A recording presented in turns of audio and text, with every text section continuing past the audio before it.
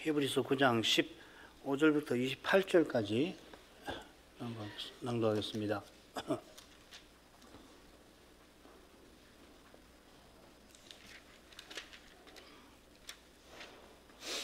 15절부터 읽습니다. 이를 인하여 그는 새 언약의 중보니 이는 첫 언약 때에 범한 죄를 속하려고 죽으사 부르심을 입은 자로 하여금 영원한 기업의 약속을 얻게 하려 하심이니라.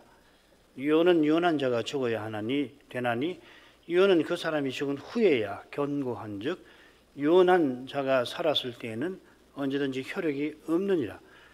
이러므로 첫 언약도 피 없이 세운 것이 아니니 모세가 율법대로 모든 계명을 온 백성에게 말한 후에 송아지와 염소의 피와 및 물과 붉은 양털과 우슬초를 취하여 그 책과 온 백성에게 부려 이르되 이는 하나님이 너희에게 명하신 언약의 피라 하고, 또한 이와 같이 피로써 장막과 섬기는 일에 쓰는 모든 그릇에 뿌렸느니라.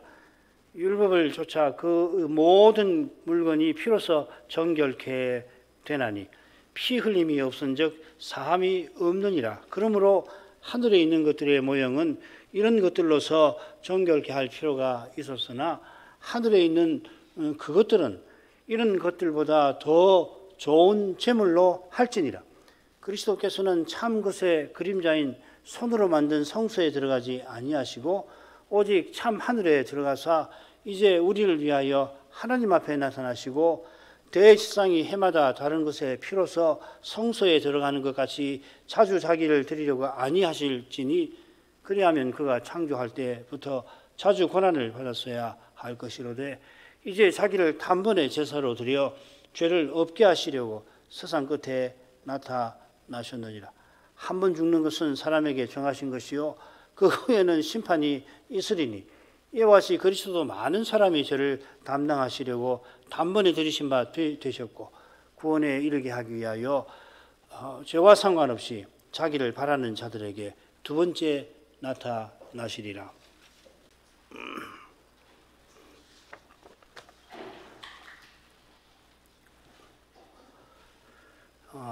신약의 선자는 7장에서 다루었던 영원한 대제사장의 주제를 오늘 낭독한 말씀에서 다룹니다. 15절이 그거예요.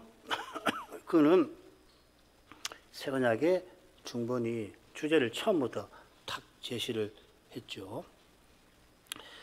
같은 주제를 다루는데 성서와 예법에 관한 교훈, 우리가 지난 2시간에 살폈던 그 교훈을 이어받아 가지고서 전하는 겁니다. 그냥 반복하는 게 아니라 이게 아주 흥미로운 방식이죠. 앞에서 한 교훈을 이어받아서 더해가지고 그렇게 합니다. 그래 이 부분을 크게 둘로 나눌 수가 있습니다. 오늘 읽은 부분이 한 부분이고 그 다음에 10장 1절부터 18절까지가 또 한 부분이에요. 특별히 오늘 읽은 부분은 영원한 대제사장이 피 흘리셔서 피로써 하늘 성소에 들어가셨다 하는 그 내용이 뭔가를 전하고 있고요. 그 다음에 후반부에서는 영원한 경륜을 이루려고 그분이 낮아지셨다. 그래서 이 10장 18절 바로 앞에 12절부터 17절까지 예레미야 예언이 여기 다시 인용이 되죠. 그죠? 마찬가지로 7장도 우리가 5으로 나눴는데 크게는 둘로 나눌 수 있습니다. 처음 셋을 묶어가지고 멜기세덱 반차를 좇은 대제사장, 그리고 뒤에 두 부분을 엮어가지고서 그분이 단번에 자기를 들여서 영원한 대제사장이 되셨다, 이렇게 여기서는 그렇게 이야기를 하고 있죠. 멜기세덱 반차를 좇은 영원한 대제사장이 자기를 들이셔서 이제 아버지 우편에 항상 살아서 우리를 위하여 간구하신다. 이게 이제 7장 25절이고 7장의 결론 같은 내용인데요. 그 대제사장이 간구하시면서 어떤 일을 하시는가? 성부께서 약속하신 대로 자기의 원수, 우리의 원수를 다 물려쳐 줄 때까지 기다리신다. 이게 10장 12절 13절에 나옵니다. 이게 이제 이 부분의 결론적인 내용이죠. 신약 선자는 이 신비한 사실을 서신받는 교회의 문제를 푸는 열쇠로 제시하려 하는 겁니다. 그 해답은 하나님이 그리스도의 간구를 틀림없이 듣고 계신다는 겁니다. 이 해답을 깨닫는 교회는 그리스도처럼 기도하며 전심으로 하나님을 기다리겠죠. 고난 중에 이 배도 위험이라고 하는 어마어마한 그 현실 앞에서 기다리는 것입니다. 이것이 모든 교회가 믿음의 길을 끝까지 걸어가는 비결이기도 합니다. 서신 받는 교회가 정확하게 어느 지역에 있는 교회인지 모릅니다만은 지금은 아마 별시 사라져버린 교회일 가능성이 높아요. 소아시아에 있든지 아니면 어떤 사람은 펠라라고 하는 요단강 건너편 거기에 있는 공동체라고 하는 주장도 있지만은 뭐 다 사라져버렸죠. 그렇지만 사도의 교훈을 좇은 그 신자들은 틀림없이 그 시대의 도전을 이기고 견뎌냈을 겁니다. 그 만만치 않은 도전인데 그보다 더한 도전이 지금 우리 앞에 있습니다만 이 도전을 간파하고 이기는 길은 그리스도처럼 간구하며 하나님을 전심으로 바라보는 그것이겠습니다. 하나님께서 우리가 구하는 대로 그대로 응답하실지 장담하지는 못하지만 그러나 하나님이 들으신다면 그것으로 족한 겁니다. 실은 하나님이 먼저 성신으로 감화하셔서 우리들을 기도하게 하신 것입니다. 그리스도처럼 구하는 우리의 기도가 하나님의 해답이에요. 자, 그러면 첫째 부분 보십시다. 15절부터 17절 새언약의 중보에 관한 주제 소개가 나옵니다. 그리고 이제 유언 이야기가 뒤에 딱 붙어 있죠, 그죠? 그다음 18절부터 22절 상반절까지는 첫 언약이 짐승의 피로서 수립이 되었다 하는 그 점이 언급이 되어 있고 22절 하반절이 전체 주제라고 할 수 있습니다. 피 흘림이 없은즉 사함이 없다. 사함을 위해서는 피 흘림이 필수적이다. 그래서 새 언약의 수립은 짐승의 피가 아니라 그리스도의 피로 세운 것이다. 그리고 25절부터 28절은 새 언약이 어떻게 이루어져 가는 건가 하는 결론적으로 다루고 있습니다. 자, 그러면은 15절부터 17절로 가지요. 이를 인하여 그는 새 언약의 중본이 이는 첫 언약 때의 범한 죄를 속하려고 죽으사 부르심을 입은 자들로 하여금 영원한 기업의 약속을 얻게 하려 하심이니라. 유언은 유언한 자가 죽어야 되나니 유언은 그 사람이 죽은 후에야 견고한즉 유언한 자가 살았을 때는 언제든지 혈액이 없느니라. 이미 읽어서 좀 빨리 읽습니다. 자, 여기 이를 인하여 예수님은 새 언약의 중보자다 했는데요. 이 이를 인하여는 우리가 지난 시간 공부한 겁니다. 예수께서 자기 피로서 성소에 들어가서 우리 양심을 깨끗하게 하여서 우리를 하나님을 섬기게 한다. 정결하게 하고 자기 피로 정결하게 하고 그 다음에 거룩하게 성결하게 하신다. 그것이죠. 양심을 깨끗하게 하는 일을 이 성막과 희생제사는 못해요. 그래서 양심상으로 온전케 할 수 없다. 양심을 깨끗하게 한다는 것은 하늘의 하나님께 나아갈 수 있는 자격을 갖추는 것입니다. 바울사도는 이것을 의롭다 하심이라고 부르는 거죠. 의롭다 하심이라고 하는 것은 죄인이 지극히 거룩하신 하나님 앞에 설 수 있게 하시는 것입니다. 그러니까 이것이 하늘 예배에 나아가는 조건이고 영원히 하나님께 다가가는 하나님을 향하는 조건인 것입니다. 지금 의롭다 하심을 받은 사람은 장차 심판대에서도 같은 선고를 동일한 선고를 재판장에게서 듣고서 그로부터 영원토록 하나님을 향하도록 하나님께 다가가도록 하시겠죠. 이 히브리서에 양심이라는 말이 5번 나옵니다. 한 번은 부정적인 겁니다. 양심의 악함이라고 되어 있는데 실은 악한 양심이라고 번역할 수 있습니다. 또 한 번은 선한 양심이라고 되어 있습니다. 나머지 3번은 양심이 하나님께 나아가는 일과 관련해 되어서 사람의 의식이라든지 심적인 태도를 가리킵니다. 그래 구약 제사는 양심상 하나님께 나아가게 못한다고 그랬죠. 왜 그런가 하면은 희생제사의 의의는 다른 데 있는 겁니다. 제사 드릴 때에 죄를 깨닫게 하는 일이 그 의의라서 그렇습니다. 깨닫게 한다고 했는데 양심이란 말을 깨닫는, 죄를 깨닫는 것이라 이렇게 번역을 했습니다. 같은 낱말인데 여기서는 깨닫는 일, 의식이라는 말, 영어는 consciousness라고 그 번역이 되어 있을 겁니다. 신약 신자는 모든 죄 사함 받은 것을 깨닫고서 하나님 앞에 담대히 나아갑니다. 자, 이게 양심을 깨끗하게 하신 것이죠. 매번 우리는 그리스도의 십자가 공로를 의지하고서 하나님께 나옵니다. 지난 주간 꽤 괜찮게 거룩하게 내가 살았으니까 그 공로로 하나님께 나아가는 건 아닙니다. 그러니까 꽤 괜찮게 살면은 예배 나올 때 마음이 편하고 기쁘고 근데 좀 잘못 살았으면은 하나님께 나가서 될 건가 뭐 그런 마음이 들 수는 있지만은 그러나 아무리 잘 살아도 그 공로로 하나님께 나아갈 수 있는 거 아니에요.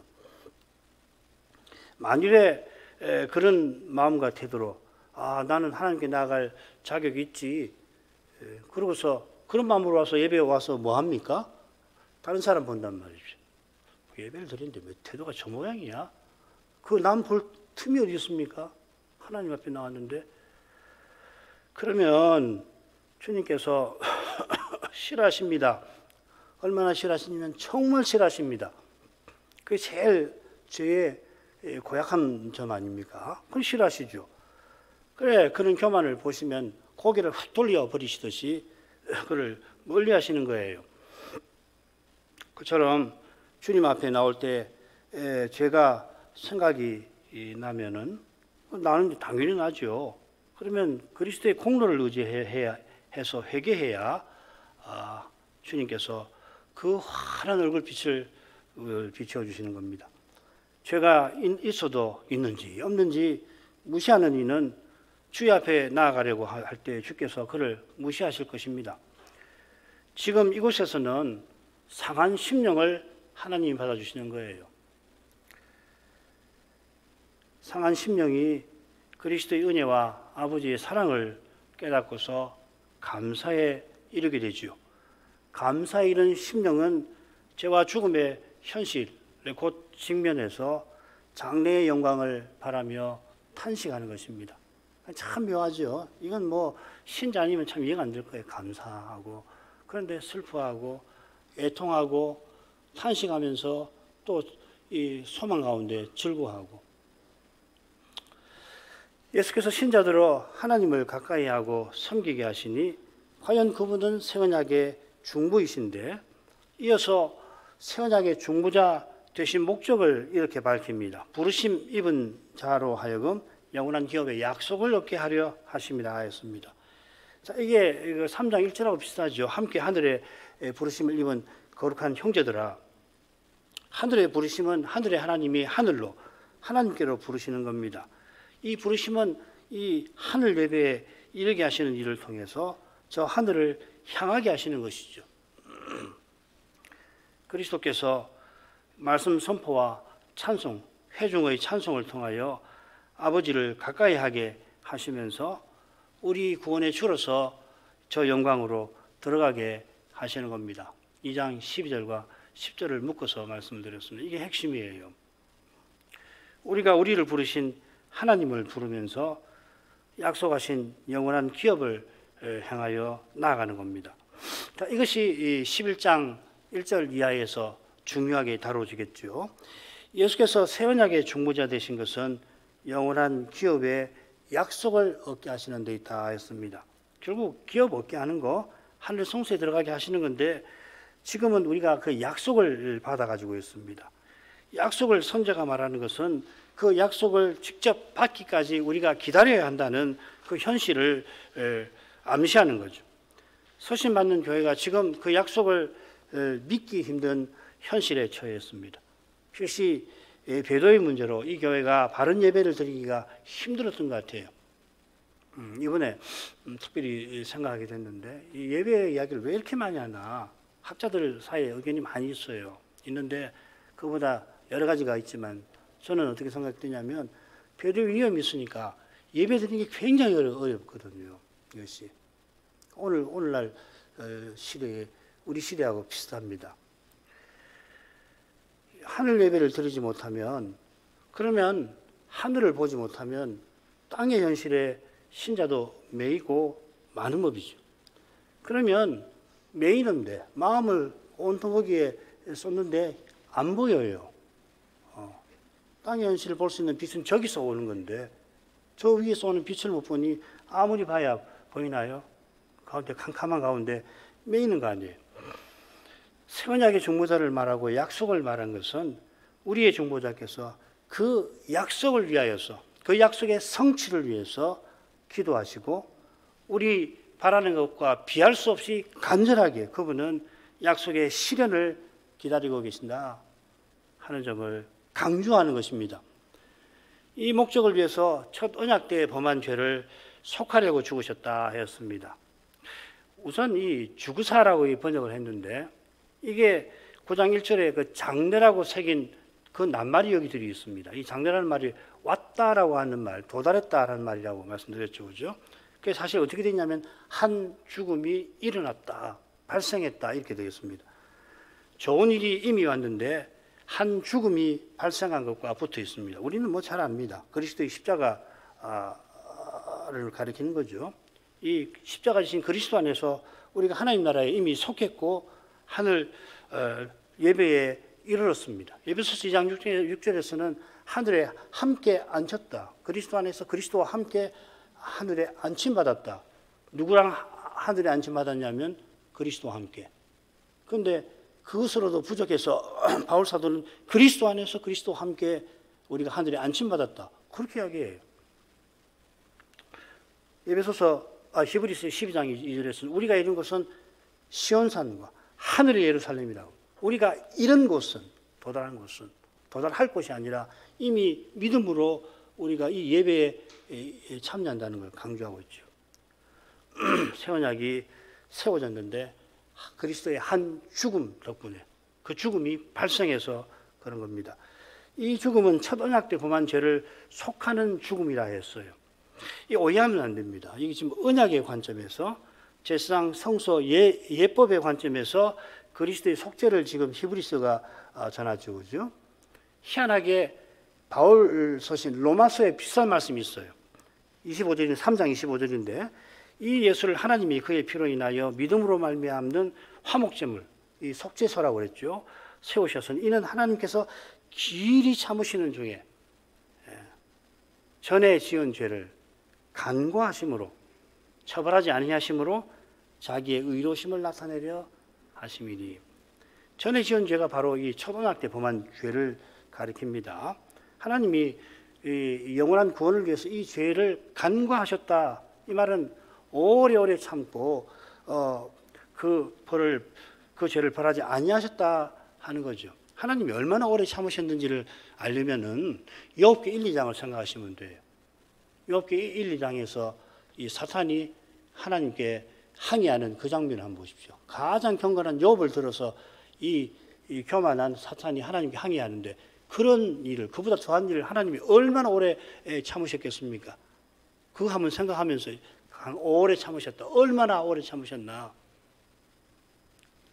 다음 주에 제가 9장 23절 이하에서 이 점을 아마 다루게 될 것입니다. 여러분도 한번 생각해 보세요. 욥기 1, 2장에서 일어난 일은 대체 뭔가? 왜 이런 일을 하나님께서 당하시는가?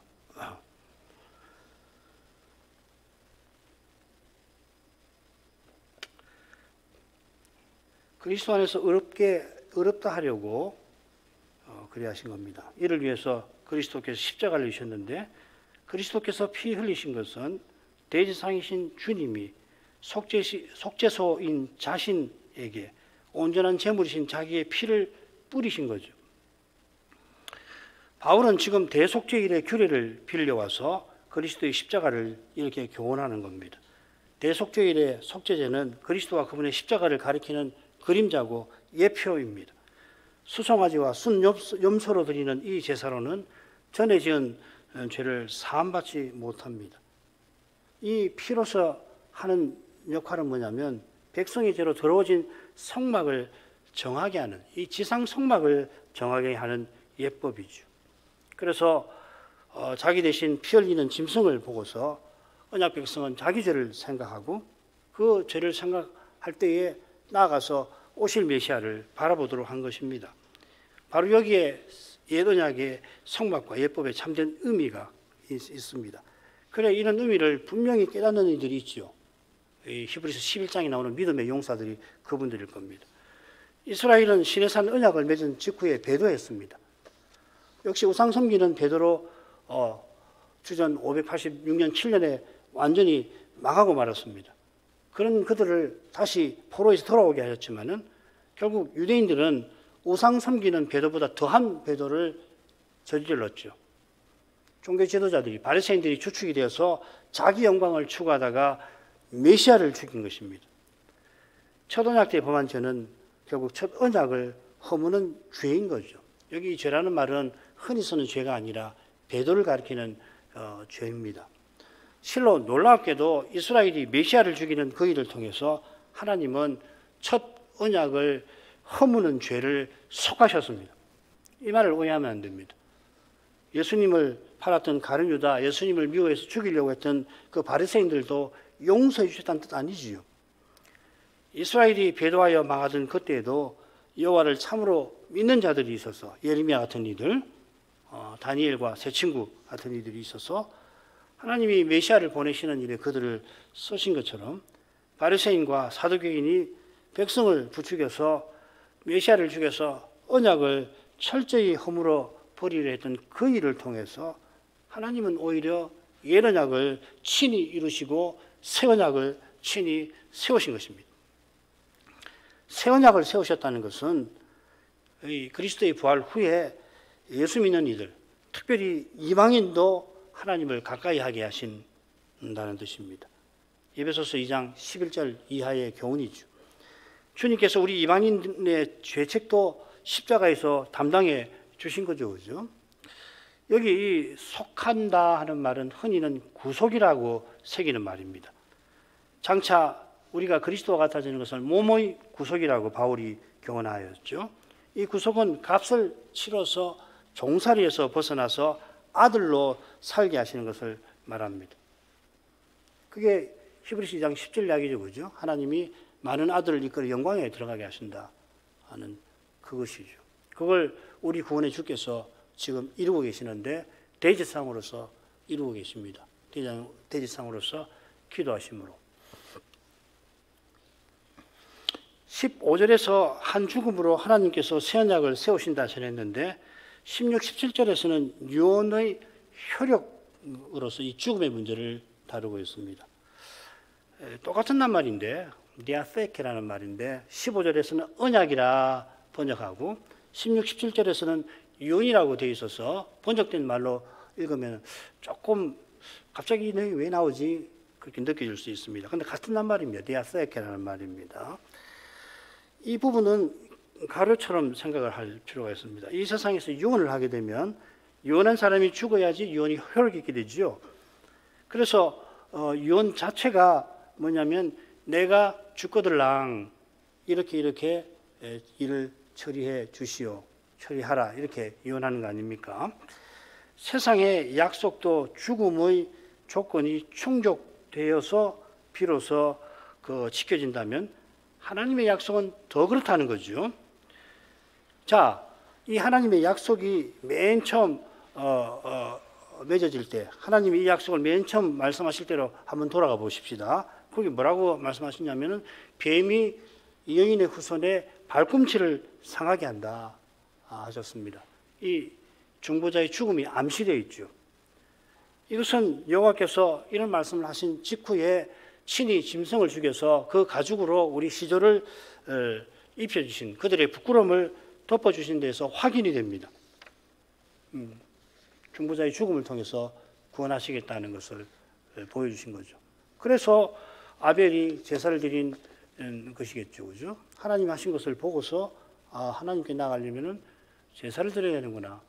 오실 중보자의 죽음이 요구되는구나. 그래서 제사 드린 거 아니에요. 그처럼 모세를 통하여 세우신 희생제사는 오실 메시아의 죽음을 가리킵니다. 선지자 이사야는 이상 중에서 마치 십자가를 다 본 것처럼 이 오실 중보자의 죽음을 생생하게 예언합니다. 이사야 53장 수룩한데요.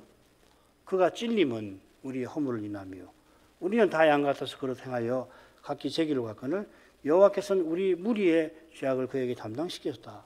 마치 도수장으로 끌려가는 어린 양과 털 깎는 자 앞에서 잠잠한 양같이 그 입을 열지 아니하셨다. 그 무덤이 악인과 함께 되었으며 그 묘실이 부자와 함께 되었도다.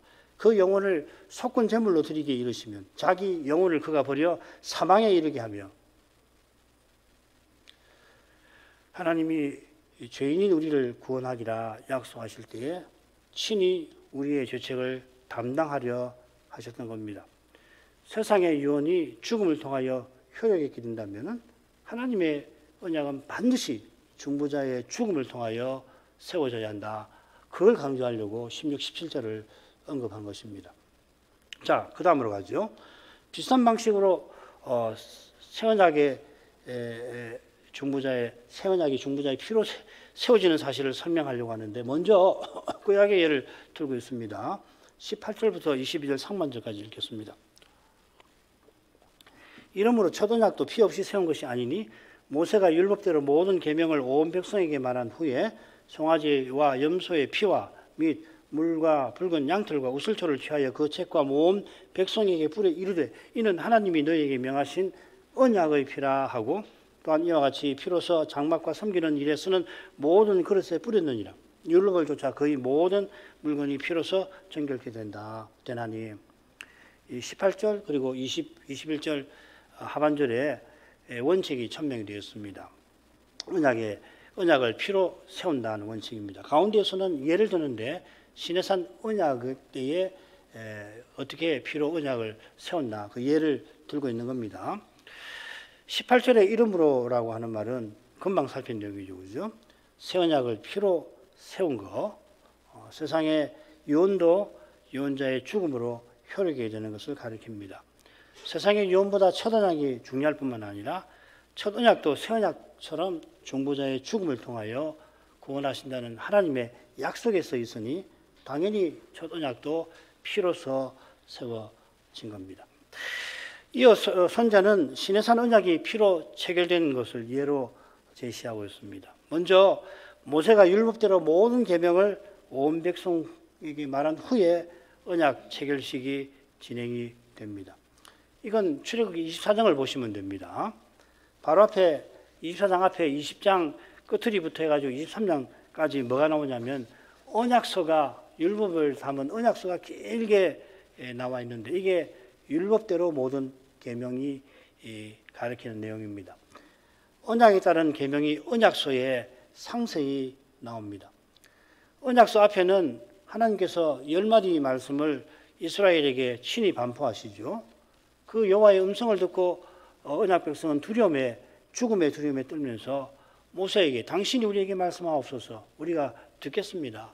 하나님이 우리에게 직접 말씀하지 말게 하옵소서 그렇게 간청을 하고 하나님께서 그 간청이 합당하다 여기시고서는 이어 여호와께서 모세대로 언약서를 백성에게 들려줘라 하신 것입니다. 그러자 백성이 한 소리로 여호와의 명하신 모든 말씀을 우리가 준행하리이다 합니다. 이것은 여호와께서 말씀하시고 백성이 듣는 이 관계가 언약의 핵심임을 잘 보여줍니다. 이 관계는 오직 중보자를 통해서만 제대로 이루어지는 거죠. 관계는 항상 삼자여야 합니다. 양자가 되면 문제가 생기죠. 그죠? 하나님이 삼자의 관계를 맺으시잖아요. 아버지와 아들이 성신 안에서. 그런데 타락한 인생은 양자 간에 맺으려고 하는 거거든요. 하나님 없이 그리스도를 떠나서 그렇게. 그래서 기껏 생각해낸 것이 법이잖아요. 계약. 다음 기회에도 말씀을 드립니다. 그 양자 간의 관계를 맺으려면 반드시 문제 생기는 거예요. 지배자와 피지배자가 생기는 거. 권력과 속박이 생기는 거죠. 그걸 벗어나서 진정한 관계가 되려면은 삼위 하나님께 가까이 나가야 하고 삼위의 관계를 봐야 합니다. 그 영광을 봐야 이게 관계구나. 이게 사귐이구나. 알게 되는 거죠. 그 이야기입니다. 지금. 이어 모세는 여호와의 말씀을 기록했고 이른 아침에 산 아래 단을 쌓고 12 기둥을 이스라엘 지파의 수대로 세웁니다. 이 단 쌓은 일이 사실 언약서 맨 처음에 나와요. 무슨 말이냐면 성막규례가 모든 계명의 기초라고 하는 것을 보여주는 거죠. 단을 쌓은 후에 번제와 화목제를 드리지요. 번제와 화목제를 드린다는 것은 언약 체계를 위한 제사라는 걸 가리킵니다. 언약은 하나님이 이스라엘을 자기의 특별한 소유로 삼으신 건데 그 목적이 제사장나라와 거룩한 백성으로서 나가는 데 있는 거죠. 번제는 특별한 소유 삼으신 것과 그리고 화목제는 사명 주신 것과 관련되는 겁니다. 이어 모세는 피를 처리하는데 피의 절반은 단에 뿌렸습니다. 화목제, 번제도 속죄제처럼 맨 처음에 대속의 절차가 있잖아요. 속죄제도 번제처럼 성별의 절차, 화목제처럼 화목의 절차가 있는 것과 마찬가지입니다. 이 성별과 화목은 반드시 대속 위에서 이루어지는 겁니다. 성막제사에서 보통 피를 번제단에서 처리하는데 모세도 그리합니다. 지금 성막 짓기 전이지요, 이건. 그런데 피의 절반을 남겨놓았습니다. 남은 피를 처리하기 전에 모세는 언약서를 다시금 낭독하고 백성은 순종을 서약합니다. 그래 남은 피를 백성에게 뿌립니다. 뿌리면서 이는 여호와께서 이 모든 말씀에 대하여 너희와 세우신 언약의 피니라 하였습니다. 히브리서 9장 20절이 그걸 인용한 거죠. 자, 그런데 선자는 모세가 송아지와 염소의 피와 및 물, 붉은 양털, 우슬초를 취하여 그 책과 언약서와 온 백성에게 뿌렸다 합니다. 출애굽기에는 화목제로 소를 드린 것만 언급이 되어 있고 나머지는 나오질 않아요. 그처럼 나머지 절반의 피를 백성에게 뿌릴 때에 물, 붉은 양털, 우슬초를 사용했다는 기록이 출애굽기에는 나오지를 않습니다. 희생의 피를 흐르는 물에 부어가지고서 양털과 우슬초에 찍어서 뿌렸을 것 같은데 반드시 그렇다고 아무도 단정하지 못할 겁니다. 마찬가지로 책에 뿌렸다는 내용도 그렇죠. 자, 이건 우리가 출애굽기를 공부하면은 그때 다룰 수 있으면 좋겠습니다. 지금은 희생의 피를 단에도 뿌리고 백성에게도 뿌렸다 하는 이 점을 우리가 살피도록 하죠. 제사장 임명식 할 때 화목제 희생의 피를 아론과 그 아들들에게 바르고 단 주위에 뿌리죠. 그리고 남은 피와 관유를 섞어가지고서 남은 피와 관유를 제사장의 옷에 뿌려서 성결하게 하죠. 정결하게 하고 성결하게 하고 피를 2번 사용했습니다. 단, 곧 성막이 메시아를 가리키듯이 제사장도 오실 메시아의 그림자여서 이렇게 하는 겁니다. 단을 피로서 정결하게 하고 제사장도 그렇게 한다는 것은 제사장이 단에서 제사 드릴 자격을 갖추게 하고 피와 관유로서 그 옷을 성결하게 한다는 것은 그 옷을 제사장이 입고 봉사하게 할 수 있게 하시는 것을 가리키는 겁니다. 이 비슷한 절차를 사람에게 지금 피를 뿌리는 경우를 말씀드리는데 제사장에게 했는데 제사장 아닌 백성에게도 하지요.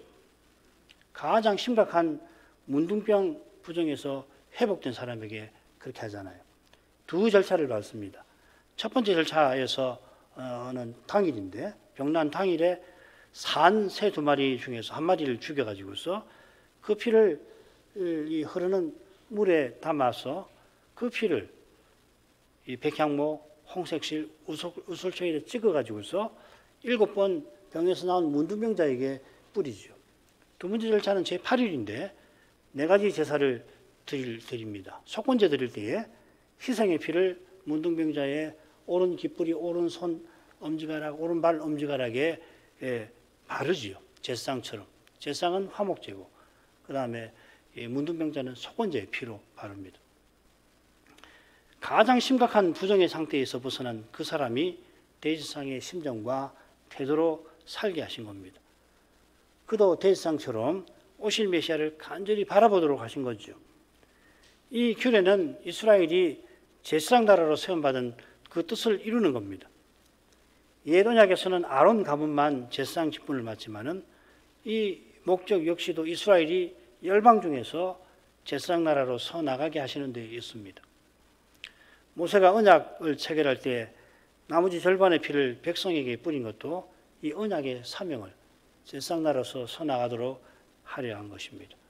새 언약이 세워졌는데 이제 모든 신자가 대제사장 안에서 제사장이 되었습니다. 우리가 제사장이에요. 로마 교회에서는 목사를 사제라고 하는데요. 얼토당토 안 하는 이야기죠. 사제만, 목사만 아니라 우리 모두가 제사장이 되었다고 베드로가 얘기하지 않습니까? 예수 그리스도로 말미암아 하나님이 기쁘게 받으실 신령한 제사를 드린 거룩한 제사장이 될지니라. 이 교회에게 하는 말이거든. 그리스도 안에서 우리가 하나님의 성전으로 세워져 가고 있습니다. 에베소서 2장 18절, 특별히 20절부터 22절.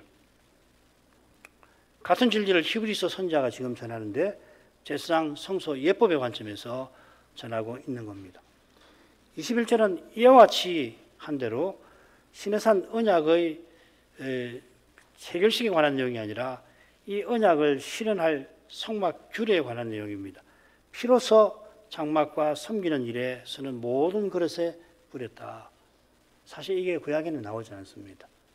구약 성경에 정확하게 이런 내용이 나오지는 않습니다. 가장 비싼 내용은 모세가 장막을 완공하던 날에 관유를 취해서 기름이죠. 성막과 그 안에 있는 모든 것을 기름을 발라서 거룩하게 했다 했습니다. 그러니까 이 히브리 선자가 말하는 것처럼 피로서 정결하게 했을 거예요. 그러니까 이 선자가 이 구약을 아는 것하고 오늘날 우리가 레위기를 보고서 출애굽기를 보고서 아는 것하고는 차이가 있다는 것을, 수준이 다르다는 것을 느끼게 되죠. 그죠? 예. 그리고 22절에 보면 거의 모든 물건이라고 했는데 어떤 기물은 피가 아니라 물로서 정결하게 하는 것도 있었을 거라 하는 내용입니다. 민수기 31장 23절을 보면 그런 경우도 있겠다는 걸 알 수가 있습니다.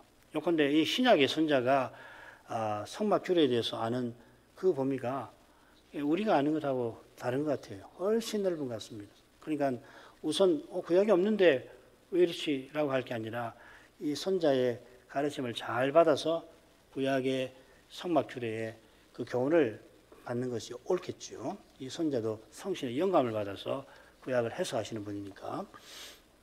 사실 우리가 너무 모릅니다. 사실은. 우리가 구약에 대해서 너무너무 몰라요.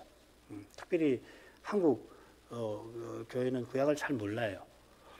그러니까 이런 거 보면 참 어렵긴 한데 그러나 꾸준하게 본문을 공부할 필요가 있어요. 한 구절 한 구절 읽으면서 다 모르지만은 그러나 구절 구절을 잘 읽어가면서 무슨 뜻인가 배울 필요가 있단 말이죠. 굉장히 중요합니다. 자, 첫 언약도 피로서 세울 때에 그 피를 단과 제사장과 백성에게 뿌렸습니다. 이것은 그리스도께서 자기 피로서 새 언약을 세우신 일의 그림자와 같은 겁니다. 이 그림자를 참조해서 우리가 다음 시간에 그리스도가 자기 피로서 어떻게 새 언약을 세우셨는가를 살필 겁니다. 역시 성소와 백성의 관점에서 선자가 이 일을 설명을 해요. 주님께서 더 크고 더 온전한 하늘 성소에 들어가셔서 그 피를 어떻게 하셨다고 선자는 우리에게 교훈하는 겁니까? 잘 읽어야 되죠. 23절에 보면 하늘에 있는 것들의 모형은 짐승의 피로서 정결케 할 필요가 있었으나 하늘에 있는 그것들은 하늘 성소죠. 이런 것들보다 더 좋은 제물로 할지니라 했는데 이게 무슨 말이에요?